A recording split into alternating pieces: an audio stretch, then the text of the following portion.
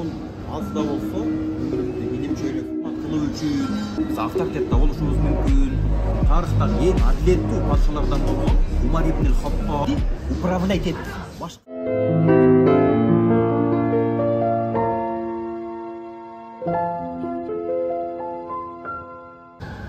Ассаламу алейкум, урматтуу достор, бир туугандар. Мен ушул аз да болсо өмүрүмдү илим чөйрөсүнө арнап, илимди аралашып жүргөн адам катары бир коомдук пикиримди, жеке бир инсандык пикиримди, илим алып жүргөн көптөгөн адамдардын арасындагы бир студенттин пикири катары өзүмдүн пикиримди айтып көргөнгө туура чечтим. Биз турмушта көбүнчө илим алган адамдар илимди өзүбүз үчүн пайдалануу эмес, өзүбүз алган илимибизге амал кылып, өзүбүз жашап, ошол илим менен үй бүлөнү сугаруу, үй бүлөнү тарбиялоо эмес, тескерисинче биз илимди башкаларга жеткирсек, же болбосо мындай бир элге кызмат кылуу үчүн, же мындай бир чоңураак бир мекемелерде, ишканаларда иштөө үчүн деп түшүнүп алып келебиз да. Бул туура эмес экен. Аллах Таала биздин ниетибизге жараша ошол нерселерге жеткириши мүмкүн. Биз авторитетте болушубуз мүмкүн, биз коомдук чөйрөдө бир социалдык статуска эгедер да болушубуз мүмкүн, кадыр барк да табышыбыз мүмкүн, бир беделдүү адам да болушубуз мүмкүн, баарына жетишибиз мүмкүн. Аллах Таала биздин ниетибизге жараша жеткирет. Бирок эң кызыгы, мындай кызуу бир жери биздин үй бүлөбүз калыптыр.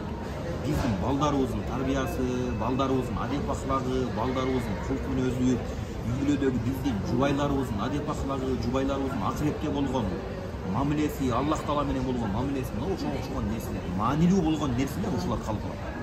Ошон үчүн дагы биз илим алуудан максат биринчи үй бүлө, бала чака, тууган урук эмес, биринчи өзүбүзгө илимди сиңирели деген максат илим алыш керек экен да. Өзүбүз илим менен жашайлы. Бизде мисалга мына кеминде бир 5 жылдык алган илим тажрыйбам боло турган болсо, 5 жылдын ичинде дагы эле мен өзүмдү оңдой албаган сыпаттарым бар экен. Мен ушуну аңдап жеттим, түбүнө жеттим ушу. Өзүмө жакпаган, коомчулукка жакпаган, башкаларга жакпаган бир туура эмес пикирлерим бар экен. Туура эмес мындай бир адеп акылактарым бар экен, кылык жоруктарым бар экен. Мына ошолорду оңдошум керек экен. А менде суроо пайда болот.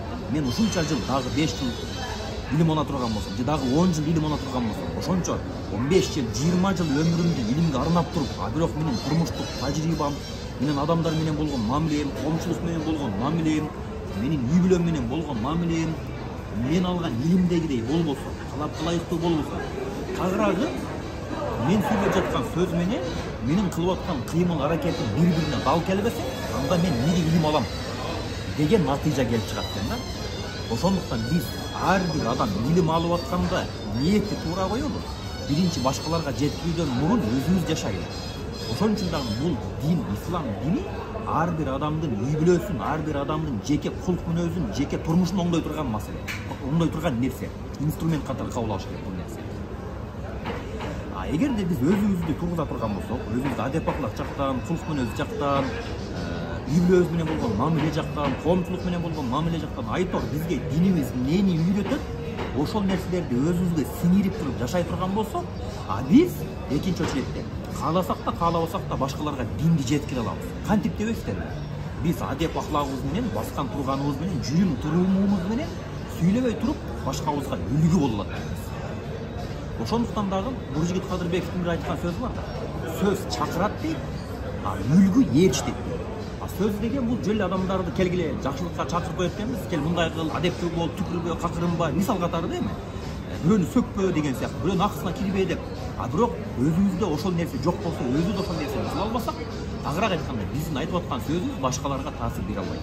Эгерде биз ошону айтуудан мурун өзүбүз ошол кыймыл аракетибиз менен жүргөн турган, баскан турганыбыз менен башкаларга жеткире турган болсок, тагыраак айтканда үлгү боло турган болсок, биз айтпасак дагы бизди көргөн адамдар бизди кумир тутуп, тагыраак кумир тутпаса дагы бизди бир жакшы адам катары көрүп, могул адам ушундай кылып атат, ушул адамдай сыяктуу болсо болот экен, ушул байкедей сыяктуу болсо болот экен деп туруп, артыбыздан ээрчип кете берет экен.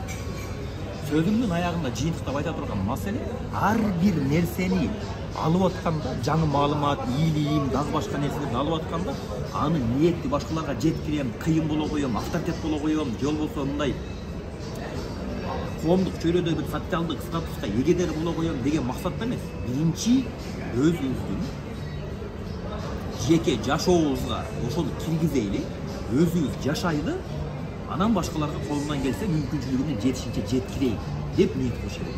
Ошон үчүн дагы тарыхтагы эң адилеттүү падышалардан болгон Умар ибн Хаттаб, Аллах анан ыраазы болсун, 17 жылда Куранды жаттап бүткөн. Анан сахабалар келип сурайт: мумундардын башчысы, падыша, сен эмне үчүн Куранды 17 жылда жаттап бүттүң дегенде берген жоопторун билесиздер баарыңыздар. Мен дейт, Курандын ар бир аятын жаттап, аны түшүнүп, аны жашоома сиңирип, Аллах Таала айткан буйруктарга, өкүмдөргө амал кылып, турмушума киргизгенден кийин, жашоомо тургузгандан кийин, анан экинчи аятка өттүм дейт. Тагыраак айтканда, Аллах Таала түшүргөн ар бир аяттарга, ар бир өкүмдөргө амал кылып атып Куранды жаттаганча 17 жыл өтүп кетти деген жооп болгон. Ошондуктан баарыбыз илимди алып атканда ниетти туура коелу, башкаларга жетүүдөн мурун өзүбүз амал кылайлы, өзүбүздүн турмушубузда ушул илим турсун, ушул илим бизди управлять этсин, башкарсын бизди. Жакшы адам болла деген нерсени окудукпу, биз өзүбүз жакшы адам болойлу. Адеп ахлактуу болсун деп окудукпу, өзүбүз адеп ахлактуу болойлу. Башкаларды сөкпөгүлө дедиби, башкаларды сөкпөйлү. Башкалардын акысына, жеке инсандык шахсиятына кирбегиле дедиби, акысына кирбегиле дедиби, гыйбат кылбагыла дедиби. Анда биз биринчи ошону өзүбүз жасайлы, анан башкаларга жеткиргенге аракет кылалы. Сөзүмдө кандайдыр бир ката кемчиликтер, инсандык болуп кеткен ката кемчиликтер болсо, кечирим сураймын. Албетте биз инсан катары баарыбыз ката кемчилик кетирүүчүбүз. Эгерде кайсыл бир деңгээлде силерге мындай пайда боло турган болсо, албетте бул исламдын кенендиги, Аллах Тааланын мээрими, боорукерлиги деп түшүнүңүз. Кийинки пикирлерден, кийинки видеолордон көрүшкөнчө, салам алейкум.